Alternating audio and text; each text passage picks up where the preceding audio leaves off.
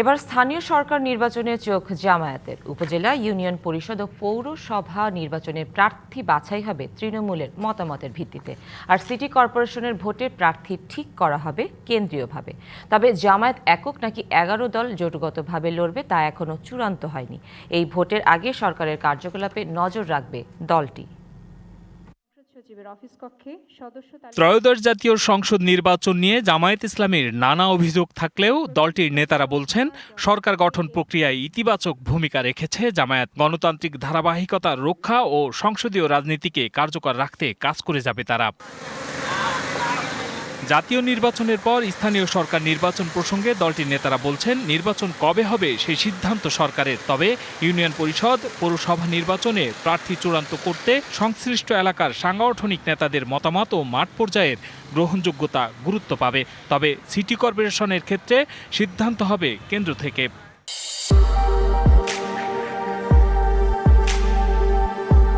সরকার যখন সিদ্ধান্ত দেবে, তফসিল হলে তখন আমরা কার্যক্রম জোরদার করবো। সে হবে লোকাল গভর্নমেন্ট ইলেকশনে। 2 সিটি আছে, উপজেলা আছে, ইউনিয়ন আছে, সব লেভেলে এটা হবে। তো সিটি কর্পোরেশনটা আমরা জাতীয়ভাবে সিদ্ধান্ত নেব, আর বাকিগুলো আমরা লোকাল ইলেকশন নেব। এই জন্য জাতীয় সিদ্ধান্ত যখন নেবে তখন আমরা অবশ্যই আলোচনা করব। প্রার্থী বাছাই করার ক্ষেত্রে আমরা একদম তৃণমূল পর্যায় থেকে পরামর্শগুলো আনি।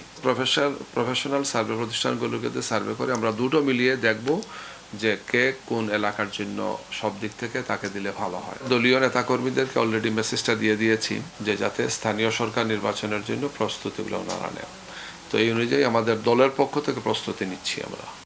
স্থানীয় সরকার ভোটেও 11 দলের নির্বাচনী ঐক্যের কার্যক্রম চলবে। তবে প্রার্থী দেওয়ার ক্ষেত্রে সমঝোতা হবে কিনা তা চূড়ান্ত হয়নি।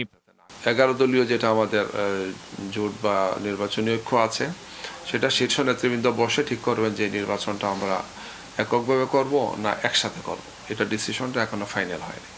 জামায়াত নেতারা মনে করেন, সরকার জনস্বার্থে কতটা কার্যকর ভূমিকা রাখছে, জনগণের প্রত্যাশা কতটা পূরণ হচ্ছে, এসবের প্রভাব পড়তে পারে স্থানীয় নির্বাচনে।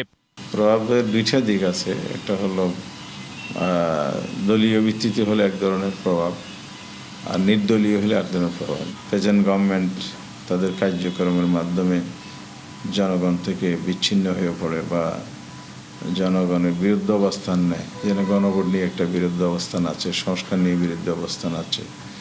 এই জাতীয় ইস্যু তো একই দেশের নাগরিক হিসেবে অবশ্যই এগুলো প্রভাব পড়বে। জাতীয় নির্বাচনের প্রভাব স্থানীয় সরকার নির্বাচনে পড়বে কিনা এমন প্রশ্নে জামায়াত নেতারা বলেন, তা নির্ভর করবে সরকারের কার্যকলাপের উপর। স্থানীয় সরকার নির্বাচনটা আসলে কতটুকু শান্তিপূর্ণ অথবা কতটুকু গ্রহণযোগ্য হবে বা নিরপেক্ষ হবে, এটা প্রশ্ন তো থেকেই যায়। Hasan Al Mamun, DBC news, Dhaka.